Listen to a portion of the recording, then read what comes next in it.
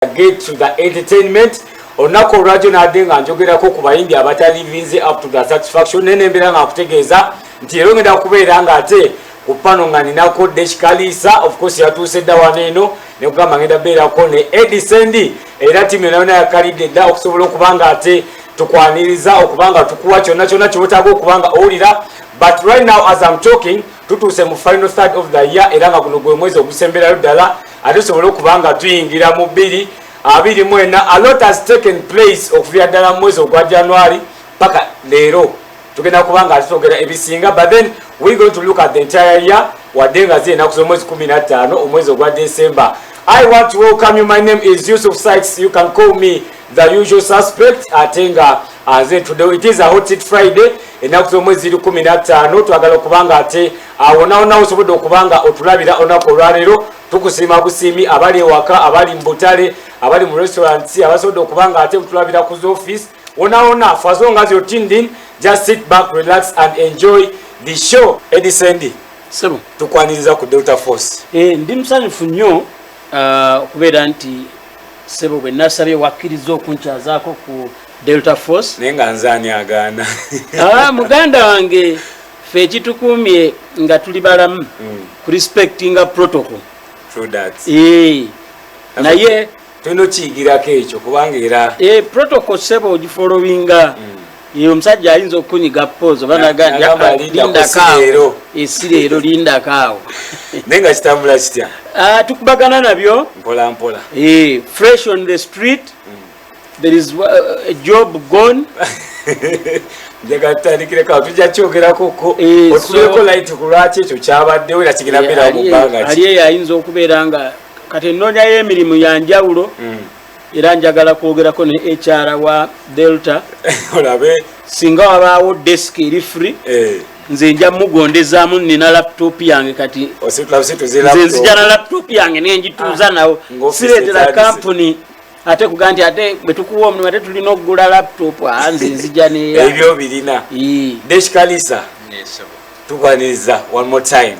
Ndi musanyufu nnyo okubanga leero ntuddeko waneeno ndowooza guno gulabika mulundi gwange gwa kubiri okutuulako n'omukulu Sendi ku pano yeemu. Right. Era kiba kya mukisa nnyo okubanga mu generation yaffe osobola otutuula n'obaako ebintu by'oyogera n'abasajja bwe bati abaludde mu industry abagimanyi obuvo n'obugga. Kituufu. Amannya agange bampita Deshikalisa ndaba omulundi gwange ogusooka.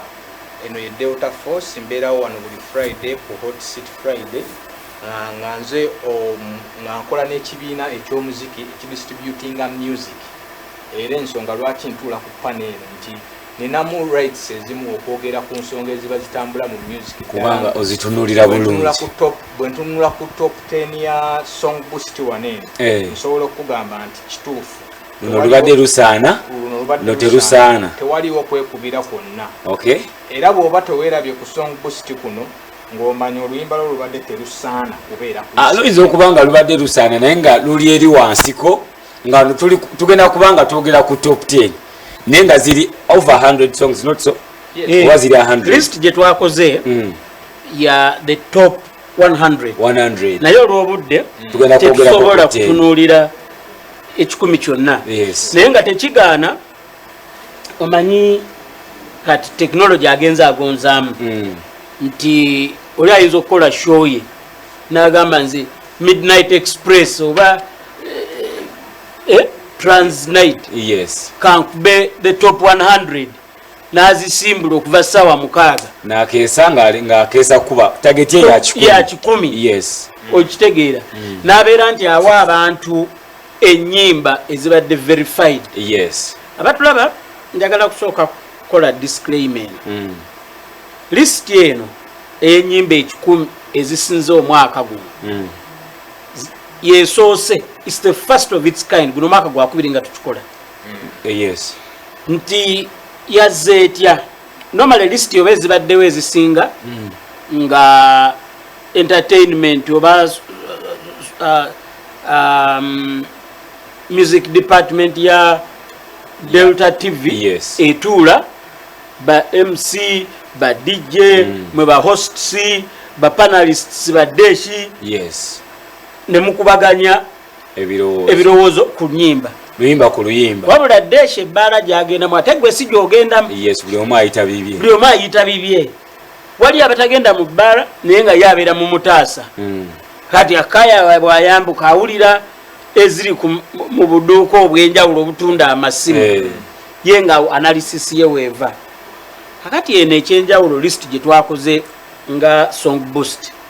Sifa abakozi ba Song Boost sife twagikoze. Yes. A technology. Enyimba ya trackings. Abantu abayimbi baba subscribing ku app eno. Kasoli atekayo music we. Buli wakubwa nga list yekola. Nga wali eribongerako. Kati buli bakuba ng'omuntu amovinga position. Otegera kyengamba. Yes. Buli bakuba, the more you get played, yes, the more you move up. Okay. That is the demand. The more you get played, that's the more you move to the top. So list yeno ezo ze nyimba ekikumi ezisinze okuzanyibwa mu Uganda. Okay. Both on radio and TV. Yes. Tetumonitoringa Uganda yonna. Naye mu research waliwo kye tugamba nti omuntu atekinga sample space. Nga bw'olaba ebitongole ebikola research bagenda bajana bagamba nti TV bweti eri namba bweti. Yes. Ne bakola rates. Ne bazirating. Baba basindisa abantu mu field. Ne babuuza naye tebasobola kubuuza milioni 5 zonna eziri mu Kampala. Babuuza ko tebasobola kubuuza milioni 4 zonna eziri mu Uganda. Naye ffe mukozesa technology. Yes. Tumonitoringa radio zonna. Ekyoka tumonitoringa TV zonna eziri mu Uganda. Okay. Ne tumonitoringa TV zonna eziri radio zonna eziri mu Central. Ne tumonitoringa Embalala. Ne tumonitoringa Mbale. Ne tumonitoringa Jinja. Kati there and some radio stations in other towns nti Arua 1, nti Gulu Mega FM. Yes. Nti Kasese Guide Radio. Nti Voice of Kigezi. So bwe tukompilinga data oyo tetumalayo 100%. Okay. Naye ku radio ku media houses nga bina eziri mu ggwanga ebisatu tubirina. Okay.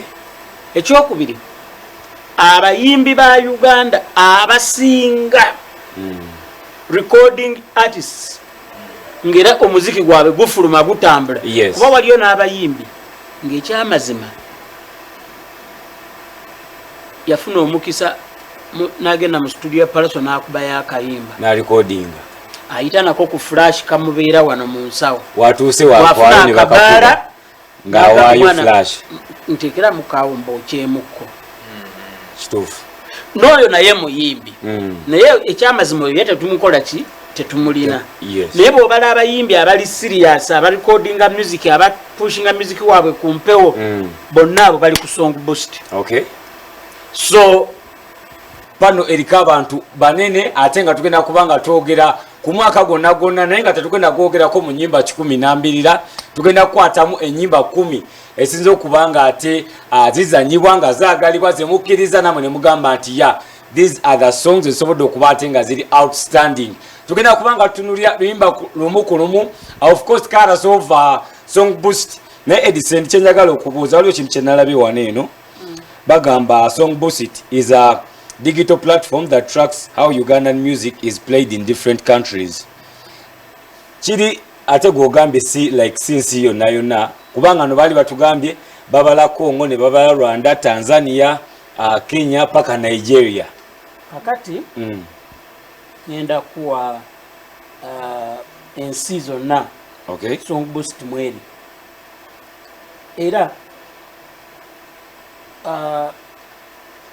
olumu bwemba nnyonnyola ekintu kikubira nnyo wano ewaffe kuba bw'otwala nnyo ekintu waliwo abantu abamu wano ayogera kintu nagamba omanye Nigeria omanye Jamaica naye abantu b'ogamba olitavanga kasokoso kutuuka yadde emubende kati gwe omuganyuga Jamaica kyabadde bweki omusindise Nigeria kati nze kwe kukikuumira wano ewaffe naye nga Song Boost erina stations ze monitoringa mu Uganda. Yes. Kenya, Tanzania, Rwanda, DRC Congo, Zambia, Nigeria, Ghana. Okay. Ensi 8. Oh. Kati era awamu omuntu bwaba yagala okugoberera list eno. Bw'ogendako ojja kulaba, bw'ogenda ku songboost.app, list eno osobola okugiraba. Yes. Ne bw'obanga app togirina, oyinza okuba nga tolina muyimbi naye nga naawe oli muntu ayagala okwekumira mu kumanya. Yes. Ogoberera abayimbi, olina omuyimbi wo gw'owagira. Kati ogenda ku www.songboost.app. Okay. N'ogenda ku chats. Ogenda kubanga osangako. Kuliko eya leero. Kuliko weekly. Kuliko n'ey'omwaka. Yes. Kati waliwo n'akalala ke twaleese tulinako n'eya gospel. Naye ya gospel nga nayo eri independent.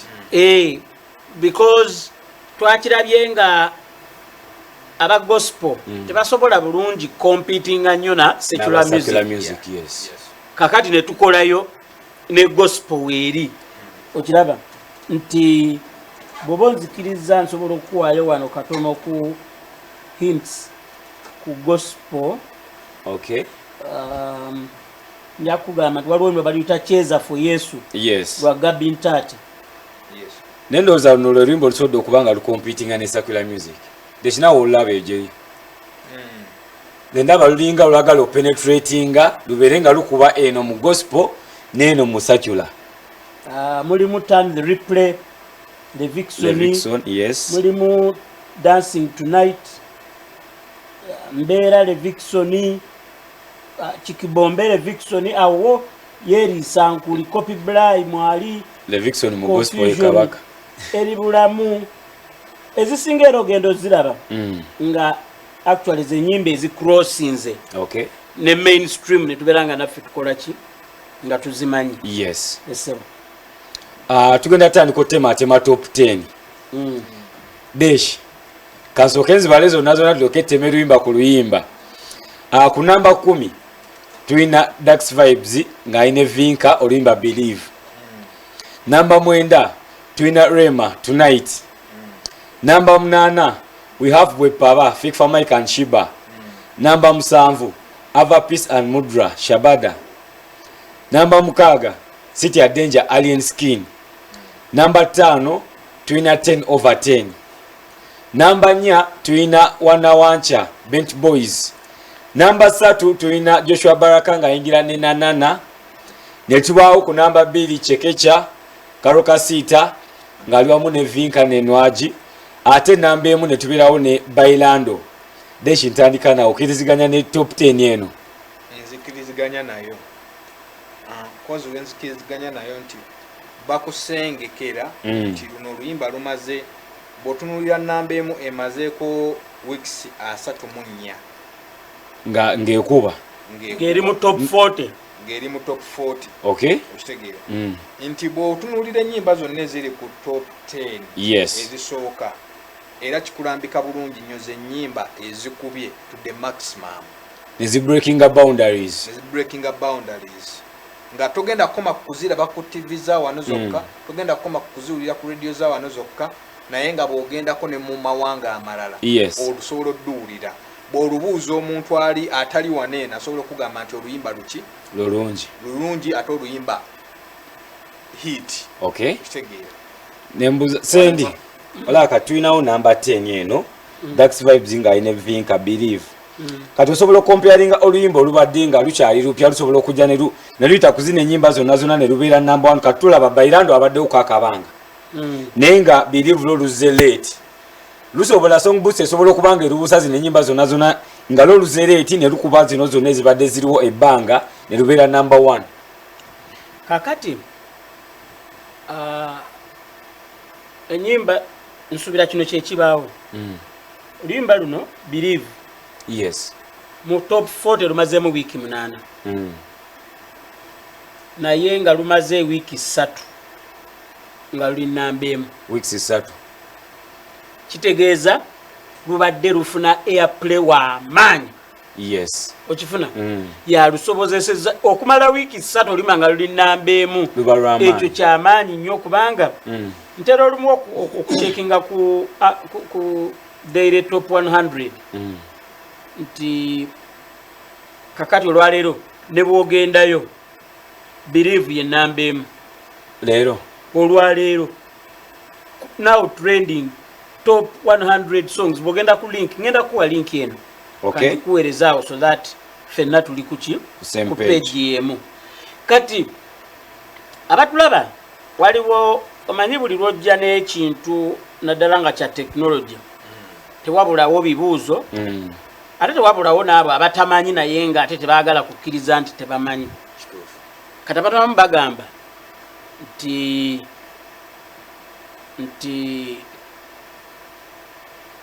zino mulimu okukolera omuntu favor yes si mu bubi omuyimbi yenna ali eyo njagala asooka amanye kino olwokuba tukozesa power play kwega airplay nti tusinziira ku nyimba kukola ki kuvuga yes kati walumu abayimbi abamu baga nti ago maanyi ga mugaati era ekyo tekisobola bulamu kyemanyi wano music industry yaffe yawano eno waliwo oluyimba omuntu lwagamba olwo lubadde terusaana kati mu nyimba 10 nga bwoziraba eziri mu top 10 with or without mugaati nyimba nnungi yes okifuna omanyi kiringanga muwala mweru kwesiga bizigo kiba kitya kati kyeyongera kubeera kirungi egera kyeŋŋamba olede mweru ate neyeyongerako akazigo yes kati gwe olumu olina muddugavu onfuna kati nga ne bwanaakola ki tajja kweruka neweyesiga akaziga atya tajja kutuuka mweru oli yes so tekitegeeza omuntu newaba wakuwaayo mugaati era oluyimba luba lutambula olusobola okubanga and nyababuulira because eno yemboozi etambula okitegeera kati ensonga lwaki nkyogerako abantu abanyo ne kino akati gwe waayo ssente oluyimba lwo bajja lukuba nnyo lubeere mu countdown ya song posting nga luli waggulu abatulaba temukikola olwokuba abantu abamu bakasitoma baffe saagala tulina kye tuyita customer confidentiality yes so ate olumu kasitoma wo tasaana kulengezebwa naye bakasitoma bamu bajja n'agamba nawa deshi sente promota deshi apushinga oluyimba lwange luyingire mu countdown naye alemeddwa naye ng'ekyamazima bw'okwata olumu oluyimba kasitoma waffe omulungi wabeera apushinga n'oluteeka against wanawanca oba n'oluteeka against bairando oba n'oluteeka against kikecha ng'ekyamazima n'obutungulu terusala okifuna so nze amagezi abantu gembawa abayimbi nammwe musoke mwongeremu ku maanyi mu kyemuyiiya bongeremu ku art kigondeze promoter music scheduler ne media stations yes DJ okuba oluyimba lwo ofuna bulungi mulimu ennyimba ezeewuunyisaamu ezimu nga weeruli terutuuse ng'oli shuwa nti okwo tekuba na ssente ziri awo nga lwo lwekoze lwokka tulina n'abayimbi abalala bapuushinga oluyimba omwezi ogwo gumu n'aluta ne lusigala nga lwonyini lwekolera ekkubo kati either ne lukka oba ne lusigala nga lweyongerayo yes olw'obulungi bwalwo and remember kale ku zino zidelta zaani abantu tebakuba nnyo masimu kuba naddala bwe mba mubawadde amasimu mubawaayo katono yes naye ssebo emabbali eyo radio gyeziri nga abantu bakubira ddala amasimu ne basaba ennyimba request shows gyeziri abantu basaba ennyimba ne basaba ennyimba andi nga asaba mwalaali nga bya lofiti sibyagamba mbamuchezaayo si bano be baawanga waliwo time y'abasajja ababaali abakubi b'amasimu nga bakubanya amasimu ku CBS Ambassador Firebase waliwo mama Hafswa Natete waliwo na bano Mumbeja aliteekabowa waliwo n'ab'ebyobufuzi balubakyoyo abo waliwo no Ismalubega abo nabo sebo business waliwo gayo mulala yalinga simanya oba mutyaba Patrick walai mutyabo bayalinga akola mu garage bakatuo bamunde bakayanja kakabaka bwe batyabo waliwo yaberanga ku garage ya mandevu batugamba nabo balina ekibiina kyabwe nga kyo kyabakubi b'amasimu era nga bagamba ng'omuyimbi wa Malokolo oluyimba asaba n'aba meeting amu nagenda nalaba wa mama Hafswe Natete nalaba Ambassador Firebase ne bagenda ne balaba abo balubakyoya ne babookyalo nagamba saba oluyimba ngera akuba shone bebanga ya politics amalirizaga nebo wafuna yakadde kubira yakaliba ka research semakula sigo nsimira exactly wakiri alwogereka abantu balukoleki balutegere kati ne wali abantu abasaba ennyimba mwalali nga yasabye kullo lumunyumira oba lwalavu ayagala yasirike oluyimba lwogere okiraba so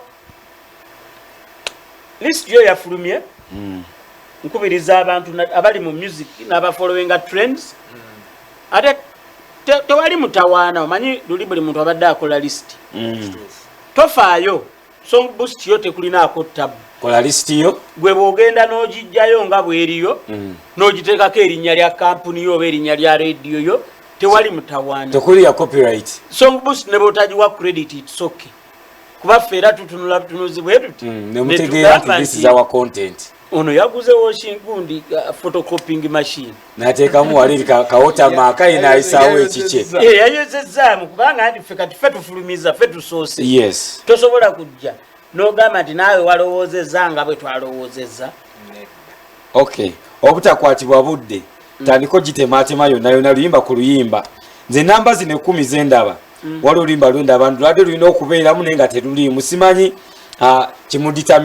kyemutunulako kubanga ate muditamininga luyimba lugenda kubanga luli lutya besides the airplay ne mu kisenge lubadde lulina airplay nungi nga lutambula ne ku ground mu top 10 terufeaturinze mu kisenge lwa Crystal Panda ne Nwaji naye nga mweruli wano luteka okubaamu nawe bali namba ki nga jase luli mu top 10 linki awo okirire wansi ndaba kanda yo wanini ku namba 10 ne mtu inazijukira pate by alien 12 nyiga wano kandi nonyo waneno byankola pozi kisenge ululu kakati ngenda kunyonyola mu kisenge by Crystal Panda luli namba 45 okay kino changu kyakutegeera ekisooka abatulaba siffe abasong booster abakozi abategeka technology yakola ki yakolawo naye ebimu nsobola okunyonyola mu lwaki olw'okuba ngoberera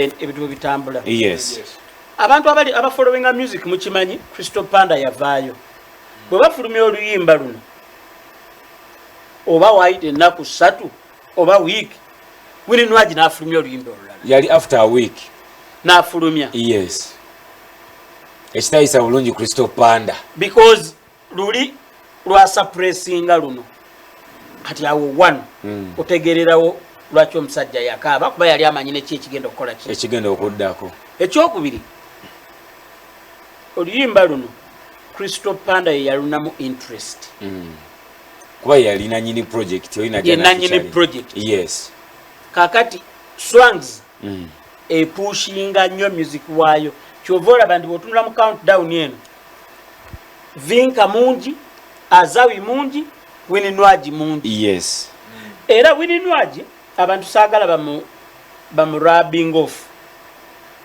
by the way bwotunulira bogenda ku website no tapping ku top artists Wini Nwaji artist namba emu mu Uganda olwaleero top artist ne top song byawukanirawa top artist kitegeeza Wini Nwaji alina ennyimba ezisinga obungi ezikubiddwa yes naye ate bailando lwe luyimba olusinza okukubibwa emirundi emingi. Yes. So otegedde enjawulo ya top song ne top artist. Kakati Crystal Panda talina muscle pushinga music yeka nga Swangs bwe pushing. Kituufu. Otegedde kubanga eri management label. Yes. Financial muscle erina abantu abatuula nga yakeera okulowooza strategy nga bapulaninga tupushinze tutya twogedde nani bali balina maso emanya the right person to talk to. Abayimbi baffe bangi balina ekizibu nti n'omutuufu ow'okwogera naye baba tebamumanyi. Kituufu. Omanyi nti abayimbi bawoza ku Delta bazanya muziki wange nga n'omubuuza ku Delta mukozi kigwe wali oyogeddeku naye nga tayogera music we wabula kazini we chali wa girlfriend wa brother wa Desh aina cha owulira nga wakati wa Desh panelist no muyimbi waliwo abantu mukaaga olimana ndijanga lutambula mpola paka lutuka ku Desh naye nga ye tamanyi oli omuyimbi tamanyi tosobola okola bypass notuka ku Desh nobeera ze direct oba n'okubira Desh n'omuganda badde nsaba kumbulirako ani music schedule ku Delta njogereko naye muwe ku luyimba lwange awulire oba lulungi anyamba alukubere. Yes. Okifuna. But okuyiga tekuggwayo. So nkuzeemu ku kintu kya Crystal Panda mu kisenge. And Crystal Panda musajja mulungi talina mbwa naye nsuubira nti naye alina waako mu kutuuka. Yes. Kati ate n'aba n'ekizibu ekirala nti akola ku TV. Kariya z'abantu bangi zibadde affected olw'ekintu ekyo. Nti okolera media house. Delta sikyogera lwakuba ndi wano. Yo terina eyo feeling ya okola media house gundi wano tukunyiga pause. Okiraba? No, wano kiri free and fair. Emirundi mingi gye najja wano nga nkola ku Dembe naye nga wano nzija no problem. Yes. Naye waliyo media houses ezimu nga bakunyiga mu pause. Kasano birango olina affiliation ku media house ngala oyo obanga promoting eri. Kati Crystal Panda ekyo kimunyiga. Okitegeera? Waliwo abamukomako ne bagamba yakolera eri. Ate waliwo abagira banga direct competition nti okay that media house. Or competing and promoting eri brand. Yes. Kati so olimba lw'okubeera mu number 45 nze tekinneewuunyisa. Though katulabe wano olimba kyolala lw'olina doyagala okukomentingako. Olimba waliwo waliwo n'olwaba Yuga Boys. Yuga Boys naba. Yes, salary naye lubadde luyimba nga lukola bulungi. Simanyi Desh gw'olabye otya? Salary luyimba lubadde lukola bulungi naye accordingly kweno application oba ku salary luli namba 2. Okay. Nti salary si lwe luyimba olukubye nnyo. Lwakubako just for limited time. Radio. Okay. Salary lubadde nnyo luyimba lwa bbaala na luyimba lwa vibe. Nti tulina house party cafe ne luyitawo. Ne wano ku media lubadde teruzanya nnyo. Ne wano ku media lubadde teruzanya nnyo. Era media ndowooza ntono nnyo bosobola okubuuza nti abayimbi ba Yuga Boys obamanyi n'oluyimba lwabwe salary ne bagamba nga sibawulira. Abamu bamanyi oluyimba nga tebamanyi bayimbi. Ekyamazima oluyimba ndumanyi naye abayimbi ne bwe bayingira kati wano ku set sibamanyi. Era ne babanga oluyimba ndumanyi. Waiting room we tubadde tudde baba kujja ne batuulaawo okujjako nga bakweyanjulidde walitojja bategeera. Bagwe nojja n'oyoga nti bano babayita bwe bati. Kati kyekiri Yusufu kye nagamba otwali wano waliwo abantu nga tebali attached face yaabwe teri attached ku bye bakola. Okay. Nga byawukana nga content gwalina w'amaanyi nga yatuuka n'okuba nga abika omuntu ng'omuntu. Kati n'oluyimba lwabika ba Yuga Boys. Kati ennyimba zaabwe ze balina ebbiri. In fact balina n'oluyimba olulala oba ne Waikibenda. I stand to be corrected. Nti bonga bba abantu. Tebamanyikiddwa face zaabwe asobola n'okuyitako awo nga ne Brenda takola ki tamanyi naye ng'oluyimba alukola ki ng'alumanyi. Ngenda kuwa example endala omuyimbi gwe bayita Aroma face ye yalwawo okubeera attached ku music we ng'abantu bamanyi music naye nga ye ng'omuntu ozi twayogera naye kuluyimba amasanyalaze ne gagenda awo kitegeera. Kati nti kyekyo abayimbi naddala abayimbi abatandika mufube nnyo naye kumpi breakthrough part mufube nnyo okulaba nti you put your name your face to your music mubeere nga bitambula wamu si kimu kwawukana na kirala erinnya liyinza okwawukana ne kimu kyokka satisfaction gyofunamu kati ngaabo abaana ba Bent Boys satisfaction gye balina okufuna oluyimba lwabwe nkiwaawa singa lutambulira ku merit ku bulungi bwalwo okitegeera luli ku masannyalaze gaalwo lwekola lwokka obulungi bwalwo bwe bululeese nti sikiwa nti waliwo ssente nnyingi ennyo ze bateekamu mu kupuushinga but ne number 20 si mbi muganda wange kuba abantu bapika okiraba number 20 what is number 20 number 20 salary by Yuga Boy salary ate ono olimba lwa gundi ono Green Daddy obuwoomi kyamanyi Green Daddy kwali ayinza okubamu Green Daddy oluyimba olwo lukoledde ddala bulungi naye tekiruleeta nti kubanga tirugenda kujja mu top 10 okukola obulungi kyanjawulo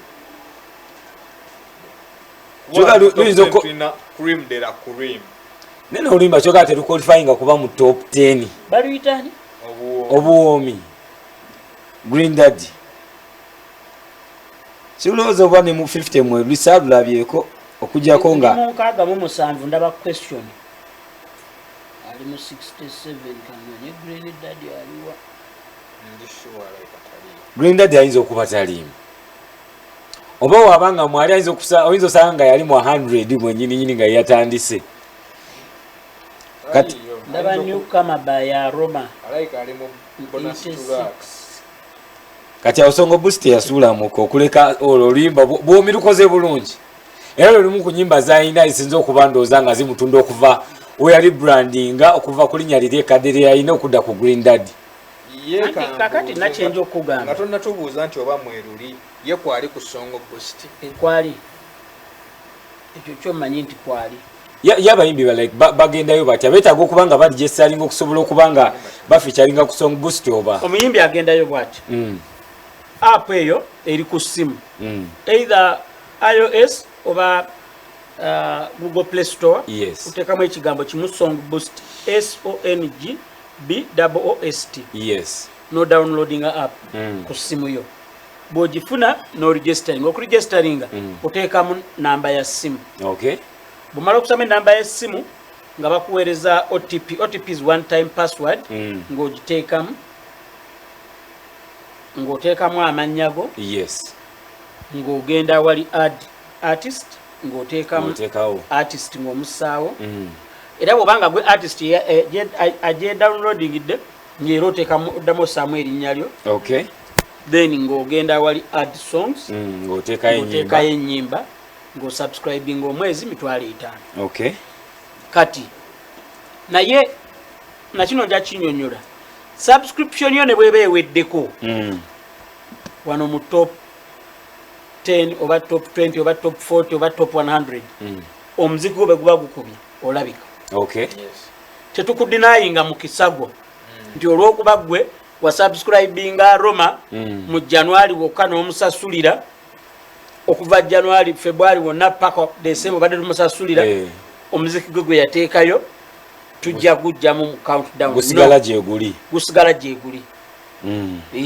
so that omuntu amanya yadde abadde tasubscribinga naye olw'okuba twagala enkulaakulana mu ati ebeewo ffe tukuwaki chance for you to shine and mileage y'okulabika twogera ku benefits kasi oluyimba ne lubanga lwalabise mu top 10 kikyofunamu gwe ng'omuyimbi Sendi ekisooka music olumu omuntu obeeranga oli bwakuba essasi mu muti n'atamanyi oba waliwo ekinyonyi kyakubye oba tewali nga just akubye bukubi random naye akubye bukubi random kati ne music bwali waneno chat ekuyamba okumanya nyimiridde ntya amaanyi gange galiwa ekyokubiri app eno besides the chat ekuyamba okumanya nyimba zooki ezisinga okukubibwa nti bwesanga naddala omuntu alina enyimba ennyingi gwobeera n'abayimbi bangi emudu ekisinga baba n'ekizibu nga yeebuuza bamutwala agenda kukuba kiryandongo nagamba obankuba eki obankuba luyimba ki manyi nabo kibazaamu amaanyi seleta lwajjayo bwati n'owulira nga abantu balayiminga along oba nsooke luliwa naye bw'obeera nga olina app eno n'ofuna notification zo n'otunula mu report y'obulungi osobola okulaba oluyimba lwe basinga okukuba ejjinja nga notegeera nti kati n'omanya nti luno wano mu area mwendi n'oluyimba lwesinga okutegeera olwasinga okutegeera lwenja okusembyayo oba lwenja okukozesa okukola entry yange esobole okubeera nfune hype then ngende kuki kuziddako ekyokuna abantu bateeka ssente nyingi mu music ekituno kikkiriza naye wawoomanyira nti nyimiridde bwenti okitegedde okwepimamu gwe mwenyini omanye nyimiridde bwenti kitegeeza nyongeremu ku maanyi oba amaanyi gange gagenduse nti kuba essaawa eno nja kugamba Vika must be laughing all the way to the bank nti bairandowe aliki nambemu it's the most played song of 2023 in Uganda okifuna kituufu ekyo teri yatakisanyukira buli muntu alina ekirungi kyafunye ate kati atali mu top 100 makyaza abeera eyo neyeefumba nti oluyimba lwe balukuba amanya nti actual oluyimba terutambudde waliyo nyingi 10 kyebakuba ekinsinga n'olwensonga eyo nina okwongeramu amaanyi mpushinge maybe next year bwe luba nga oluyimba lubadde nga mu 80 nosobola okwongeramu amaanyi n'ofunayo olwa 20 paka mu 10 and kati azaako nga wanyimba nyingi oba nga azawi amanya kuba kati yafulumya album ya Sankofa nyimba 14 15 around there 15 naye 10/10 lwe lukoze eki lwe breaking through okujja mu top 10 kakati bw'abanga akola album endala awo aba alina okulowooza n'agamba ndowooza kankube genre yemu nga 10/10 kuba luli abantu balwagala nnyo kati era mu genre yemu mwemba mpitira n'olulala lwendeeta nduleetera awo because akuke katiba abantu kebakola ki kebategedde kati omuntu avaayo n'akola naye list ye kuba waliwo abantu abakola list musobola namwe okukola comparison let's say Bebe Cool nga yetumanyi buli mwaka avaayo n'akola list yeyiye musobola okuvaayo ne muwakanya mmwe nga abasombuusi mugamba wano just maanyi ga mugaati uno oluyimba terukoze luno lwadde lulina obbeerawo tetusobola ekyo kikola kati ekyo kiri gy'oli nti fe justification yaffe ya airplay okitegedde hakati dash list ye gyaleeta justification eri ki kuba ekintu katukijje ku mboozi ya nabadde mu gavana jjo ng'abaana balumatira nagenze ku kasikilongi ng'abaana balumatira kati buli lwe lukuba nga luligestaringa wano kati yardstick fe tugiseetize nti airplay kati omulala yenna list ye gyaleeta mpozi nga oli ajja kukola top 10 oba top 20 eya delta agambe omwaka gwonna tubadde tumonitaringa internally enyimba ezizanyirwa era zezino ezisinza okuzanyibwa oba zezisinza okusabibwa ye basis kuba kiba kirungi nnyo era argument zibaddewo nnyo nga abantu bakayana list ya Bebe Cool sigumuseebira abantu bagikubamu ebituli abamu bagamba ebamu okwekubira ebamu okwekubira lwakuba yiye so he has the audacity ogikolanga ye bwakola ki bwayagala kyova olaba olumu ateekamu ne bino nti oyo talina mpisa nakiteekako nagano yalikoze bulungi naye talina mpisa ono anywa enjaga singa abadde tanywa njaga yalikoze bulungi ono wankwacyo kati oba okitegeera nti oyo naye ye besisi ye yeeyo aba awandowoozayo deshi mwe abatunuulira music ogambe eno lisiti ekumatiza byonna tolina kyowakanyako yadde tolina kyoyongerako kyogamba nti ekino ze nyimba zange zembadde ngamba zirina okubanga zibaamu zeyo zenkuwaddeko sina kyempakanyako koza olw'ensonga lwaki nti bo bagamba they base on airplays okitegeera kati gwalina kyawakanya kuki waliwo oluyimba lolabangako eyo gyoyita lubadde surprisingly gundi terimu yadde nemu ogambe tetugirabye mu 100 obuwoomi naye nga between you and me tubadde tumanyi nti oluyimba lubadde lukola bulungi Yusufu sikiriziganya nnyo na bintu nze gyempita mpulira okitegeera mpulira si kati nga gwe analyst abadde akola kubanga you in this line of music, this is your business, obadde tolaba nga oluyimba lutambula eyo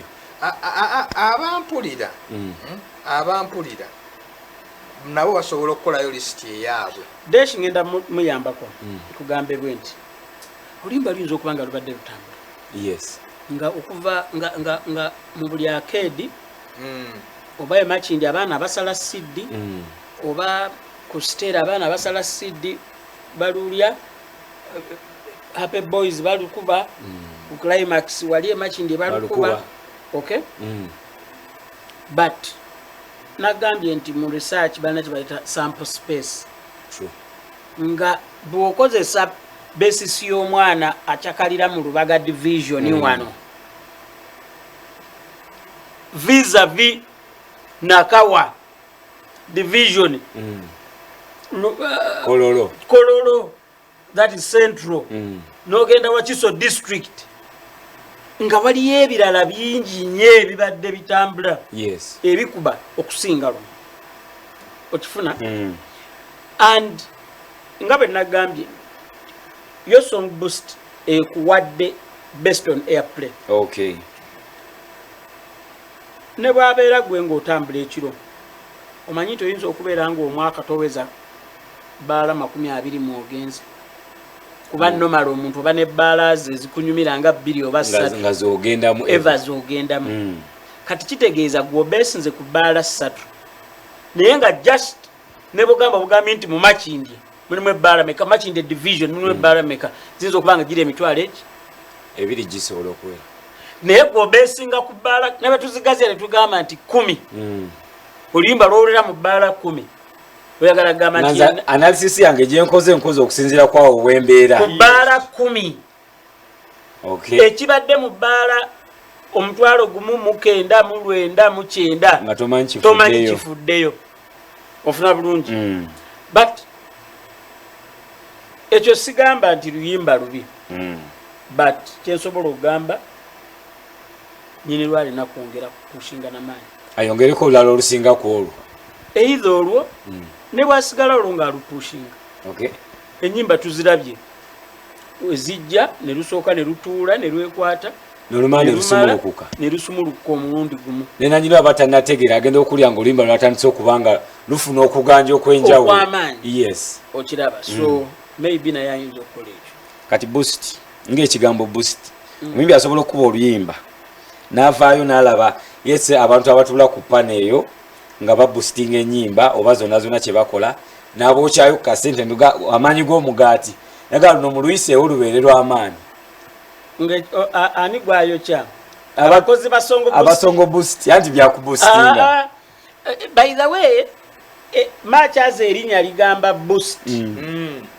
but the app does not boost kiringanga si buli bright nti abeera mugezi nti buli gwe bayita bright nti yasinga mu kibiina nedda liri liba linnya linnya nga lyo kati ne song boost is just a name era teriyo mukozi wa song boost gw'osobola kuwa ssente n'akuteeka mu kifo mbadde manyi nti oli ayinza okugamba owaaye Ninafunyima amajaga kati nga bakuba abali ebweru kasi jagamba bakuba ebyeyo.